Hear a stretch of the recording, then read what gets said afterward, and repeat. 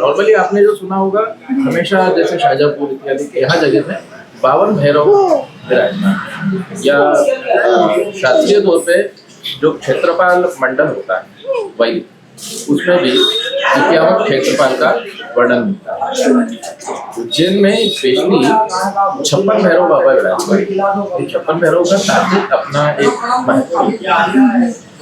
अष्टभैरव अवंतिका क्षेत्र में बटुक के स्वरूप में विराजमान।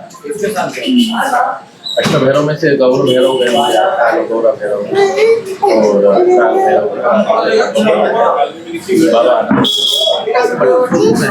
और उज्जैन काशी ज्योतिर्लिंग के स्वरूप में और भैरव इत्यादि इन सभी चीजों में शक्तिपीठ के स्वरूप में उज्जैन और काशी की अपनी स्पेशली ये महत्ता है कि दोनों आपस में बहुत ज्यादा मिलते हैं। बाबा महाकाल को जैसे यहाँ पर राजा की पदवी मिली, ऐसे काशी में विश्वनाथ को।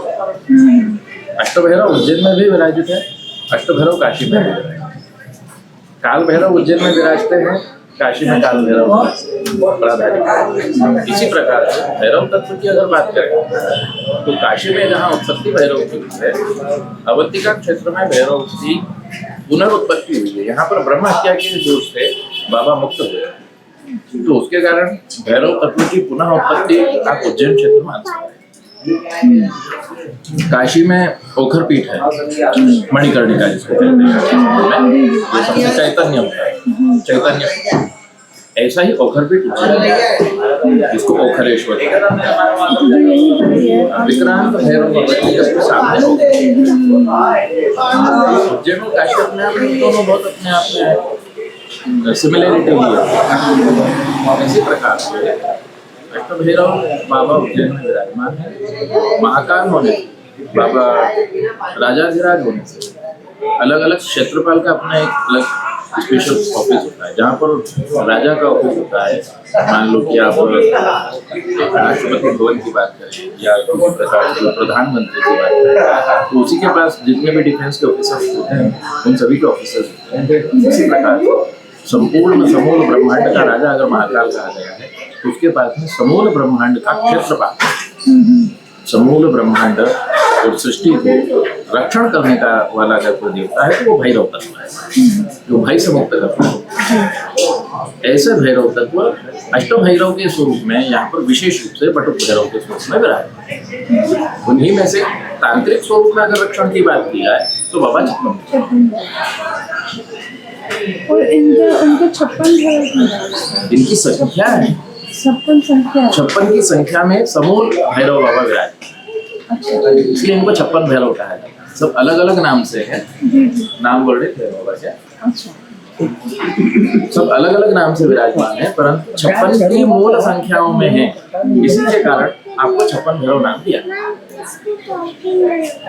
सभी को एक साथ कैसे बोला, एक कोई कंट्रोवर्सी होती है, कोई सेना का नाम दे दिया, सभी को एक साथ कैसे बुलाए, तो एक साथ किसी एक स्पेशली एक फील्ड का नाम ले लिया, इस फील्ड से बुला लिया या अपने इस ब्लॉक से बुला लिया। इसी प्रकार से बाबा 56 के समूह में है, 56 भैरव का, सभी भैरव, इसलिए 56। हाँ, बाबा को 56 भोग लगाया जाता है। हमारे उज्जैन में भैरवाष्टमी के दिन बहुत अनूठा कार्यक्रम यहाँ पर होता है। यहाँ पर बाबा को साल में एक दिन मदिरा आदि सभी का भोग लगाया जाता है। तो नॉर्मली 56 भोग में पकवान बनता है, यहाँ बाबा भैरवनाथ को 56 भोग में 100 से अधिक प्रकार की मदिरा और इनके साथ में 56 भोग, भगवान के साथ में मदिरा आदि सभी का भोग है। क्योंकि बाबा भैरव की जो सेवा है वो तामसिक स्वरूप में भी की जा सकती है।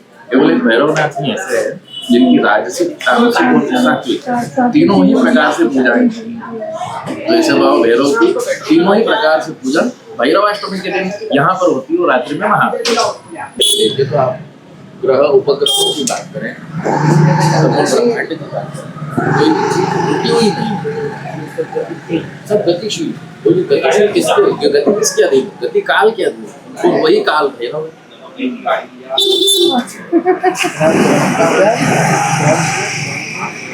समूल जिसका कभी अंत नहीं होता वही आकाश भैरव है, जिसमें सबसे ज्यादा विलासिता, संपूर्ण पूर्ण अभिलाष इसलिए एक धातु सोना चाहिए, वही स्वर्णाकर है भैरव। तो सोचो भैरव क्या है?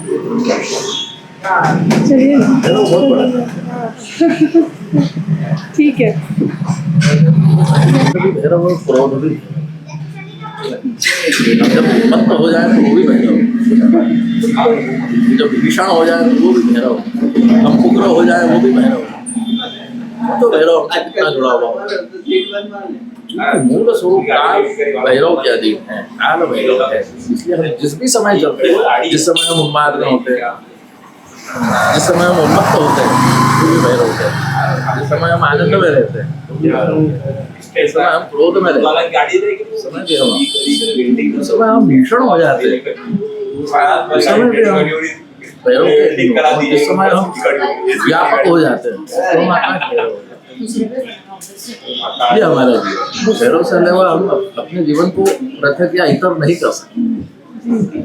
वो तत्व है। ठीक है।